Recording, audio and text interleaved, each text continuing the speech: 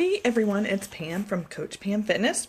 Today we're going to talk about part 2 of the Teen Discipline series that I decided to write because I started getting newsletters from Boys Town, and these articles are really good. So I decided I needed to change how I discipline and interact my teen and preteen, and I figured everyone has the same problem. Teens are kind of universal in how they react. So, discipline for a teen is not about punishment. For teens, discipline is about agreeing on and setting limits so that we can help them behave within those limits. And when we just think of discipline as a punishment, then that's when yelling occurs. And I admit I am a yeller. And I yell because I get super frustrated with them, with having to tell them 500 times a day to take their dishes in and to brush their teeth. And you would think after years and years of telling them to bring their dishes into the kitchen and to brush their teeth, I wouldn't have to tell them, I wouldn't have to remind them, it would be a habit. But for some reason, it doesn't go all the way upstairs with them on those two issues. So I yell. And it's really silly to yell about things like that because they're just dishes. Now I will have to say, teeth is another issue. As a daughter of a dental hygienist, teeth are extremely important to me, so I will always continue to yell about brushing teeth. That's just a priority for me. But dishes, you probably just heard my son coughing in the background. He's been sick for several days, but sorry about that. But everything else, honestly, it's not really worth yelling about, because when you yell at your teen, and even all ages, not just teens, this goes for all ages, they really stop listening to you, and all they hear is, I like to akin it to the Charlie Brown voice, wah, wah, wah, wah, wah, wah, wah, wah. That's all they hear when you start yelling at them all the time. So we need to, and I work on this every single day, we need to calmly talk about the problems, calmly deal with them, have a family meeting to go over rules, limitations, and the consequences that go with that, with breaking each and every one of those. And not only talking about the consequences that go with them, but following through.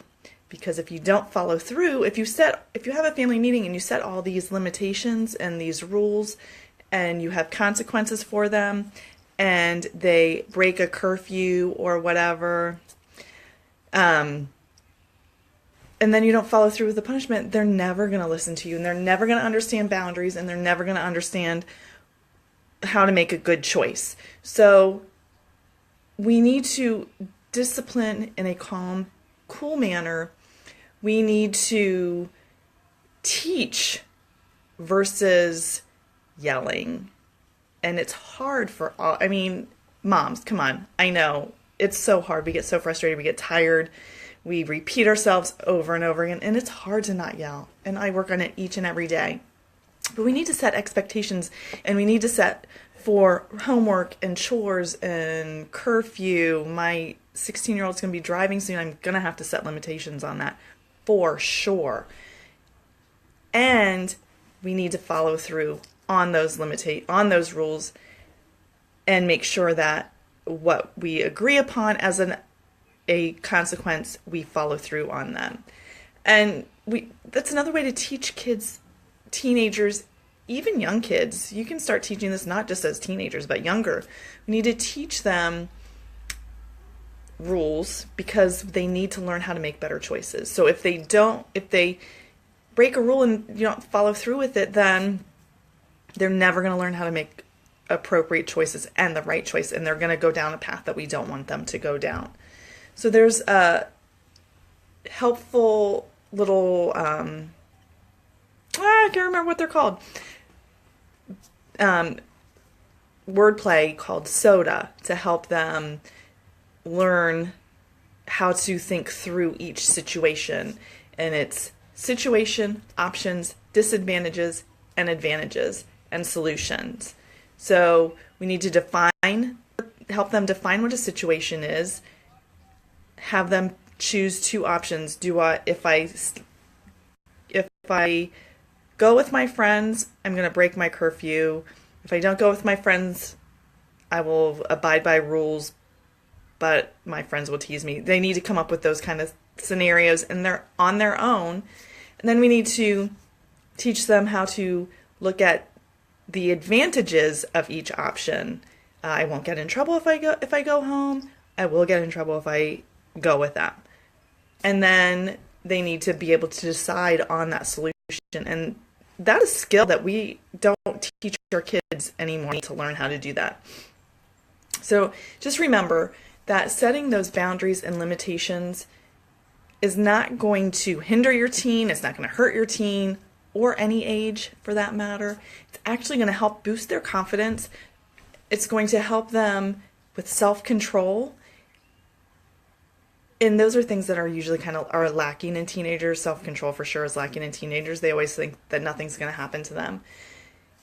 But if you have a family meeting and you put those rules in place and you follow through, then with your teen's input, then it's going to help them go in the direction that they need to go down for success, versus the path that's going to lead them down a hole they might not be able to get out of. So I lost my train of thought. Didn't happen. I hate it when that happens. So you really need to set these rules, limitations, and follow through, because then it's also going to help preserve the relationship that you have with your child, versus yelling at them, not trusting them. That's all things that are going to help ruin your relationship with your child, and they're not going to come and talk to you when they absolutely need to talk to you the most. So I hope this helped. It is hard. It's something you have to work on each and every day, but it really is worth it to maintain, preserve, and enhance your relationship with your teen, especially once they start driving and can get into trouble, because then they will feel more comfortable talking to you and they will learn how to make the right decision. So I hope this tip helped.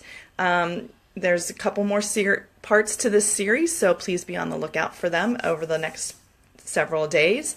If you have any questions, comments, things that you do to help help teach your kids consequences, please feel free to leave them in the comments, and watch out for the blog that goes with this video. It'll be coming later on today. Thanks for watching. This is Coach Pam from Coach Pam Fitness.